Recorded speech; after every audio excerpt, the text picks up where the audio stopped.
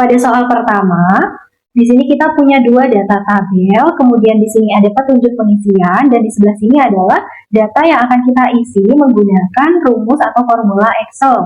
Di area, kita bisa baca di sebelah sini, diisi dengan mengambil satu karakter dari sebelah kiri nomor polisi. Jika B berarti Jakarta, jika bukan B maka luar Jakarta. Berarti kita bisa menggunakan fungsi logika if plus left.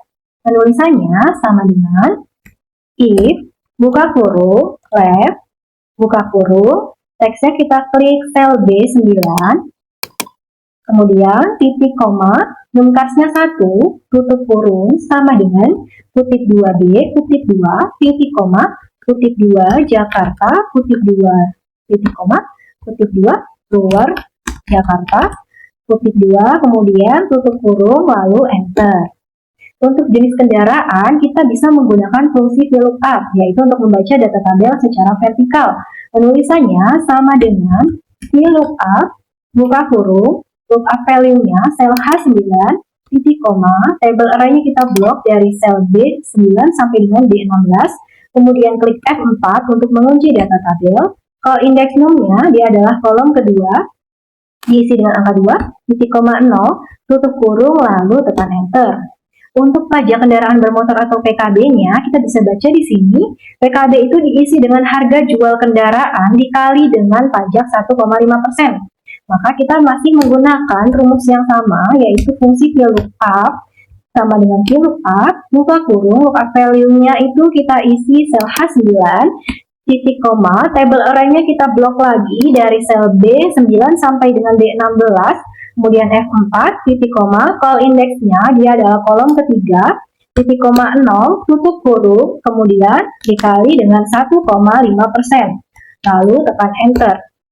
Untuk SWDK LLJ-nya, ini kita masih menggunakan fungsi yang sama VLOOKUP, tapi dengan data tabel yang di atas. Penulisannya sama dengan VLOOKUP, buka kurung, karena di sini dia menggunakan jenis kendaraan, maka lookup value-nya kita klik sel H11, titik koma, table array-nya kita blok dari sel B3 sampai dengan C5, kemudian F4, lalu titik koma, call index-nya dia adalah kolom kedua, titik koma 0, tutup kurung, lalu tekan enter. Untuk jumlah, kita bisa menggunakan fungsi sum, yaitu dengan sama dengan sum, buka kurung, kita blok saja angka yang ingin kita jumlahkan, yaitu sel H12 dan H13, lalu tutup kurung, kemudian tekan enter. Bagaimana cara menggunakan rumus left, mid, and right dalam Microsoft Excel? Ini aku udah bikin daftar kayak gini ya teman-teman. Langkah pertama yang pengen aku isi yaitu kolom divisi ini nih. Kolom divisi ini kita akan mengambil dari kode karyawan tersebut. Kode karyawan ini nih. Karena di kode karyawan ini kolom divisi ada di sebelah kanan, berarti kita menggunakan rumus right. Caranya sama dengan right, buka kurung, pilih kolom A2, titik koma, 3, tutup kurung. Kalau udah kayak gini, kita tinggal tarik ke bawah aja. Oke. Kenapa kita pilih di sininya itu angka 3? Karena kita hanya mengambil 3 huruf ini aja nih yang di sebelah kanan ini. Kalau misalkan teman-teman ingin mengambil 4 huruf, 4 angka atau 5 angka, itu kita isinya di sininya 5. Karena kita di sini ngambilnya 3 huruf aja, berarti kita isinya 3 di sini ya, teman-teman. Langkah kedua, tahun masuk kerja nih. Di sini itu tahun masuk kerjanya ada di sebelah kiri ya, teman-teman. Berarti kita menggunakan rumus left. Sama dengan left, buka kurung, pilih kolom A2, titik koma, 4. Karena kita akan mengambil 4 angka aja nih yang ada di dalam kode karyawan ini ya. Kalau udah, tutup kurung, enter. Ini kita tinggal tarik ke bawah aja. Nah, langkah ketiga nih, nomor urut karyawan. Di kode karyawan ini yang kita ambil di bagian tengahnya aja nih. Berarti kita menggunakan rumus MID. Sama dengan MID, buka kurung, pilih kolom A2, titik koma. Karena yang kita ambil ini di urutan ke-6 ya. Kalau kita hitung nih dari angka 2 ini 1, 2, 3, 4, 5, 6. Nah, berarti kita isi 6. Titik, koma, 3. Karena kita hanya mengambil 3 angka ini aja nih yang ada di tengah sini. Oke, kalau udah tinggal ditutup kurung, enter. Kalau udah kayak gini, tinggal kita turunin ke bawah aja deh. Oke, di sini saya akan melanjutkan bagaimana cara mencari gaji pokok, tunjangan, dan uang makan.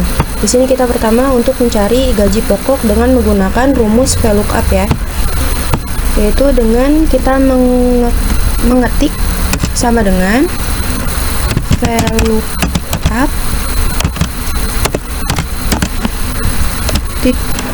kurung buka, lalu kita klik di sini nih yang di bagian B2, baris B2 di kolom divisi. Nah, lalu kita klik titik koma, lalu kita blok di area di kode divisi sampai yang akhir uang makan sini ya. Kita blok semuanya, kita tarik. Nah, untuk menguncinya, jika sudah begini, menguncinya kita klik F4 agar tidak geser-geser ya, agar terkunci di situ untuk menarik ke bawahnya. Lalu kita klik titik koma lagi, kita ketik 3. Kenapa kita ketik angka 3? Karena di sini itu yaitu gaji pokok ada di kolom ketiga dari kode divisi sini, 1, 2, dan 3. Nah, kita ketik angka 3, lalu kita ketik lagi titik koma, lalu kita ketik 0, lalu tutup kurung. Nah, kita tinggal enter saja. Nah, di sini sudah kelihatan ya hasilnya, yaitu 5.500.000 untuk gaji pokoknya. Lalu untuk cara mudahnya, kita tinggal tarik saja ke bawah. Nah, sudah terkunci semua ya, sudah terisi semua untuk kolom gaji pokoknya. Lalu untuk kolom tunjangan, kita mengisinya yaitu dengan rumus VLOOKUP. Sama dengan rumus gaji pokok sebelumnya, kita ketik saja. Kita ketik saja sama dengan VLOOKUP.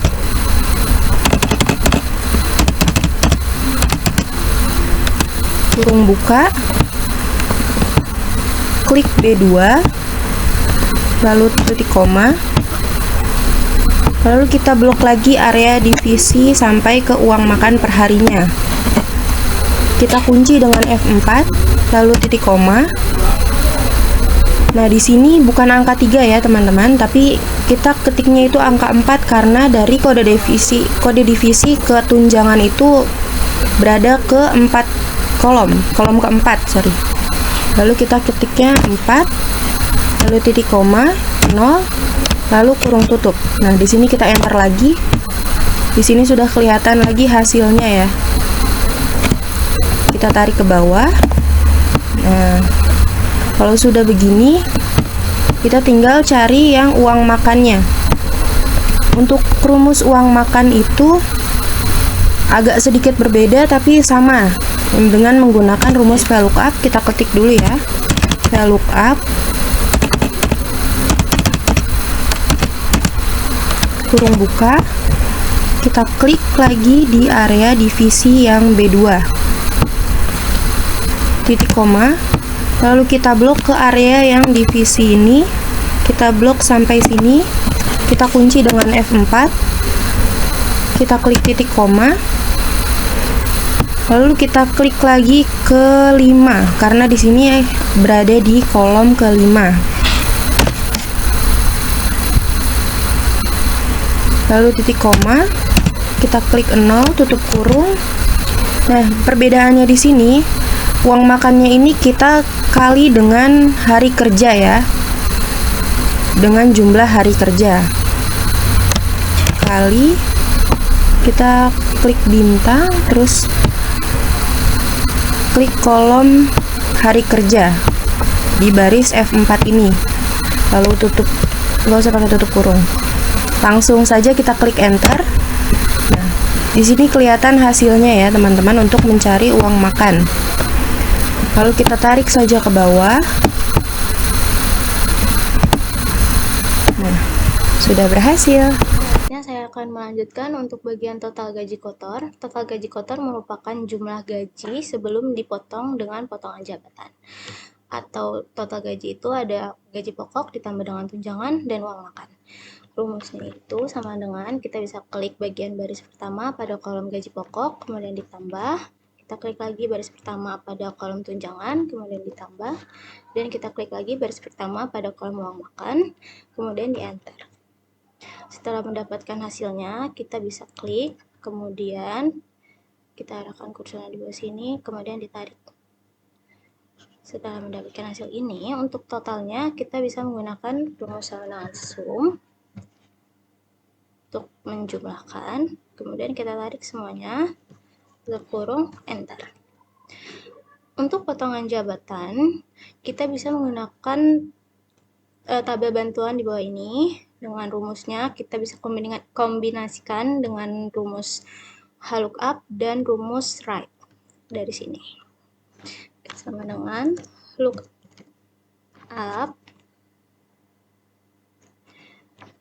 terus kita kombinasikan dengan rumus write, kemudian kita pencet sebelah sini.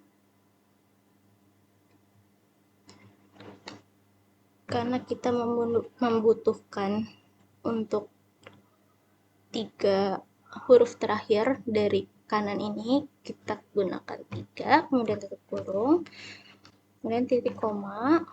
Tabel arraynya kita bisa dapat dari sini. Di absolute, agar rumusnya tidak berubah, untuk row indeksnya kita pilih 2, kemudian 0, tutup kurung, dan jangan lupa untuk dikalikan dengan total gaji kotor, total gaji kotor, kemudian di enter. Setelah dapat hasilnya, kita bisa tarik lagi, dan untuk totalnya sama, kita masih menggunakan rumus sum. Kita tarik, enter, selesai. Untuk bagian gaji bersih itu merupakan pengurangan dari total gaji kotor dikurang dengan potongan jabatan.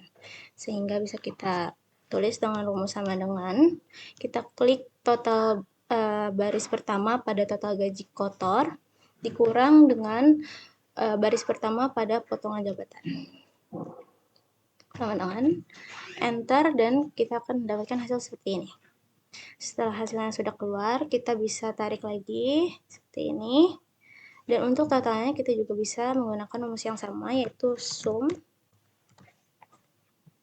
Kita tambah lagi, kemudian enter. Selesai. Selanjutnya, untuk mengetahui keterangan di sini, kita harus membaca catatan terlebih dahulu. Jika gaji bersih lebih besar sama dengan 50 juta, berarti UMR. Dan jika tidak, berarti tidak UMR. Nah, untuk mengetahui keterangan di sini, kita akan memakai rumus if. Seperti biasa, dibuka dengan sama dengan, ketik if. Jangan lupa buka kurung. Lalu, ambil acuannya. Ketik lebih besar sama dengan 50 juta. Jika sudah, klik koma, tanda petik, UMR, tutup petik, koma lagi, dan ketik tidak UMR. Jika sudah, tutup kurung, jangan lupa diklik enter. Nah, jika sudah mengetahui keterangan di sini, dipencet, lalu diklik ke bawah. Nah, di sini kita udah mengetahui keterangannya ya teman-teman. Nah, jika sudah mengetahui keterangannya di sini, kita bisa melanjutkan untuk mencari jumlah UMR dan jumlah tidak UMR. Nah, di sini kita memakai rumus CONIF. Sama dengan CONIF, buka kurung. Yang tadi kita sudah cari, kita blok. Nah, Jika sudah, koma.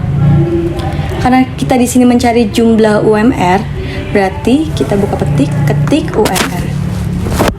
Tutup petik lagi, jangan lupa ditutup kurung. Klik enter. Nah, di sini udah ada ya jumlah UMR-nya. Nah, untuk mengetahui jumlah tidak UMR-nya, kita ngelakuin hal yang sama seperti tadi. Pakai rumus CONIF. Yang ini.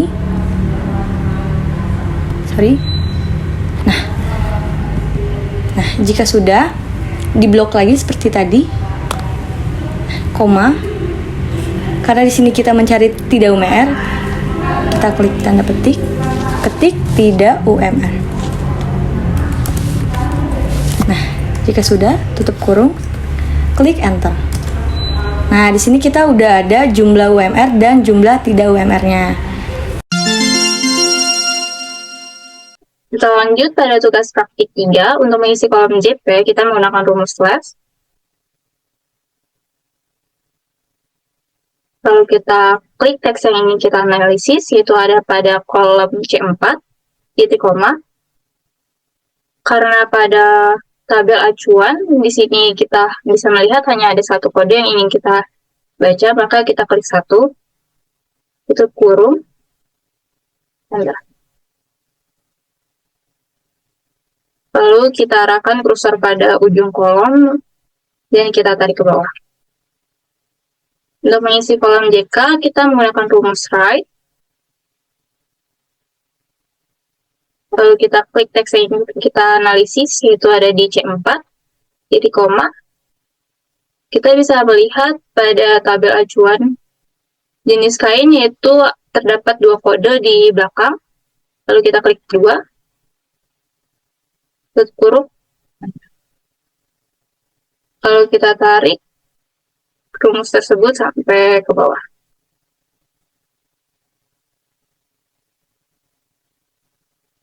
Dan untuk mengisi jenis pakaian, kita bisa menggunakan rumus lookup. Lalu kita cari lookup value-nya, yaitu pada kolom D4, titik koma.